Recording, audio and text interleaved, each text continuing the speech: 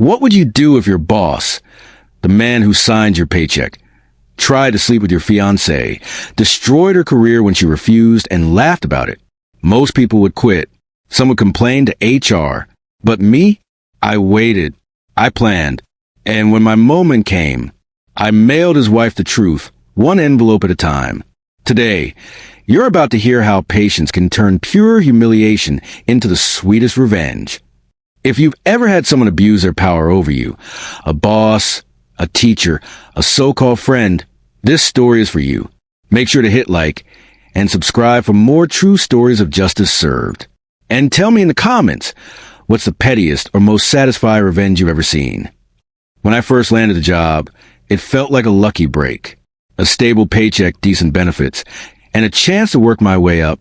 My boss, Gary, not his real name, had that classic type of energy, loud, commanding, always 2 steps ahead. He was the kind of guy who could make you feel small just by walking into a room. He was also married. In fact, his wife worked in the same company, a few doors down. They played the power couple of holiday parties, matching smiles, expensive suits, and a kind of corporate royalty vibe. But behind closed doors, everyone whispered the same thing. Gary had a hobby. Not golf, not fishing. He collected conquests.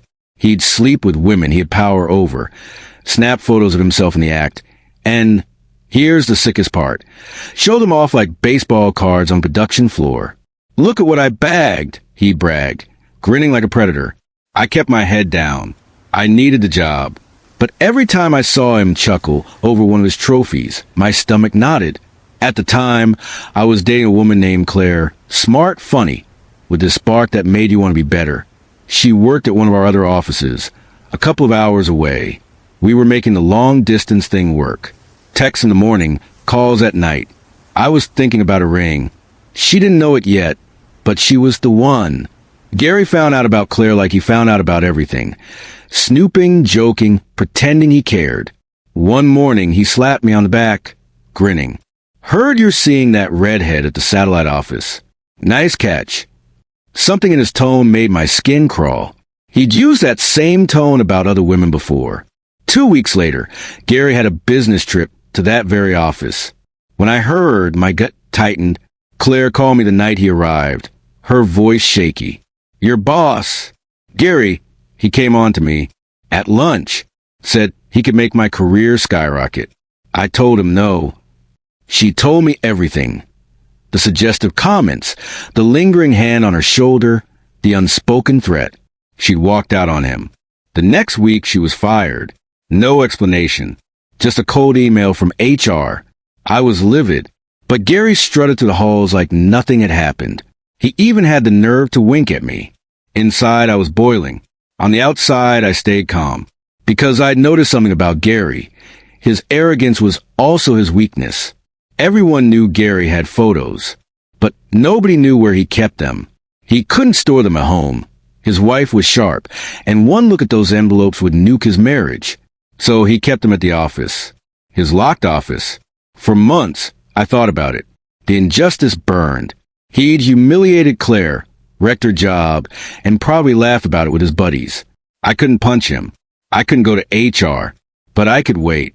Then, one Saturday, fate handed me a key. I was working overtime on a project. The building was nearly empty, just a low hum of fluorescent lights. Around noon, the cleaning lady came by. She unlocked Gary's office to vacuum. I walked past with a clipboard, pretending to measure blueprints. She looked up. Just close the door when you're done, okay? I nodded.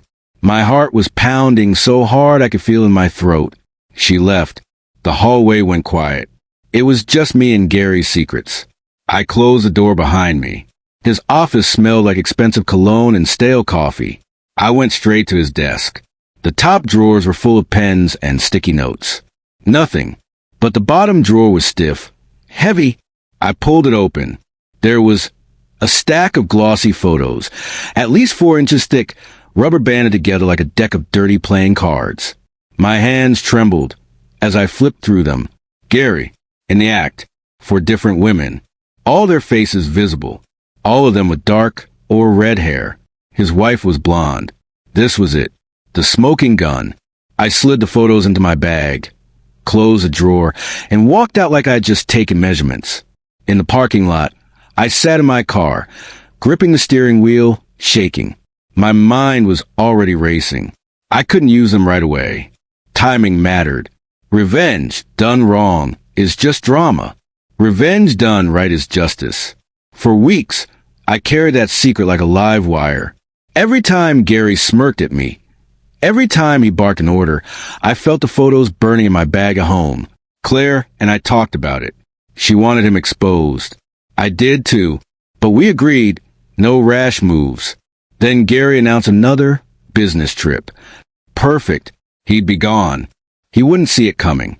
I picked a dozen of the clearest photos, the ones where his face was unmistakable. Different women, different hotel rooms, same disgusting grin.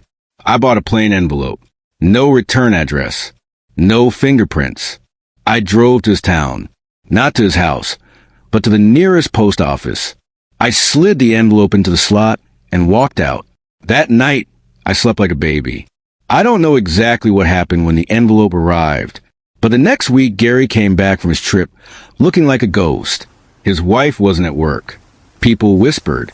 2 days later, she filed for divorce. Then her lawyer went to war. Gary's bank accounts were frozen.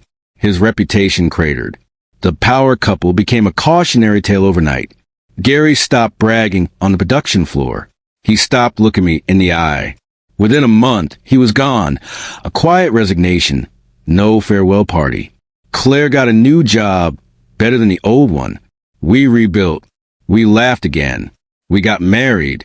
And Gary? He lost the one thing he couldn't replace. Control. I still remember the sound of that envelope sliding into the mailbox. A soft metallic thunk. Like a door closing. Like a chain breaking. For months, I'd felt powerless. Watching a man with too much authority destroy someone I loved. That envelope was my answer. My way of saying, you don't get to win. When I told Claire what I'd done, she put her arms around me and whispered, "We're free now." And she was right. Gary struts. Gary schemes. Gary fires. Me waiting. Planning. Watching. Photo stolen. Envelope mailed. Marriage destroyed.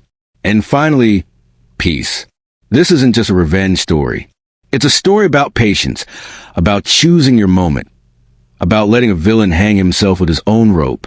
Some people think revenge is petty, but there's a difference between petty and just. When someone abuses their power, ruins lives for fun, and thinks they're untouchable, sometimes the only way to stop them is to hand the truth to someone who can. In my case, that was his wife and her lawyer. Justice didn't come fast, but it came. Have you ever seen karma land as perfectly? Let me know in the comments. And if you enjoyed this story, hit like, subscribe for more real-life revenge tales, and turn on notifications, because you won't want to miss the next one.